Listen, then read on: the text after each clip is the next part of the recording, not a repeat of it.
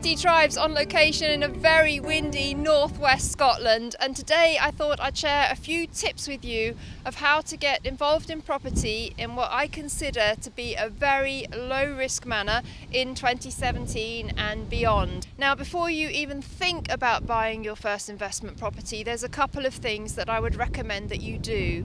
First of all, speak to a reputable mortgage broker, unless of course you're a cash buyer, because you'll need to find out the kind of financial products that you as an individual have access to.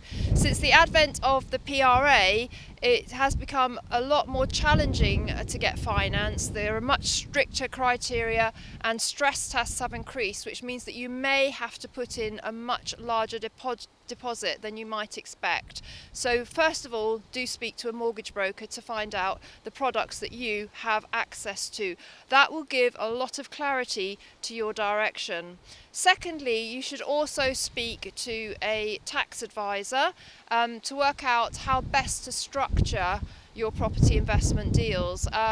We've obviously got Section 24 kicking in April this year, and that is going to impact hugely how landlords structure their tax affairs for property investment. So you need to speak to a tax advisor to decide whether you're going to buy as a sole trader or in a limited company format or some other format that is very specific to you and your circumstances.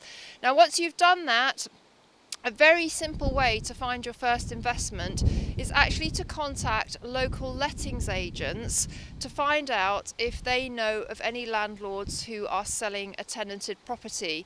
Because if you buy a tenanted property, there are actually quite a few advantages, and of course you'll be making income from day one, so no void period once you complete.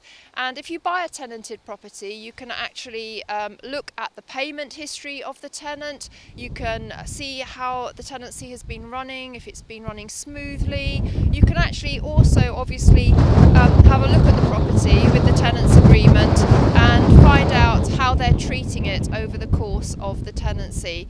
So my advice, if you're looking to start out in property investment and you're looking for a very low risk option, is to look for a tenanted property. And that means, as I said, you're earning income from day one, you have a clear history of how the tenancy is running, and you know that it's going to be relatively low risk going forwards. So I hope you found that helpful, and stay tuned to Property Tribes on YouTube and propertytribes.com for more helpful tips about being a successful landlord.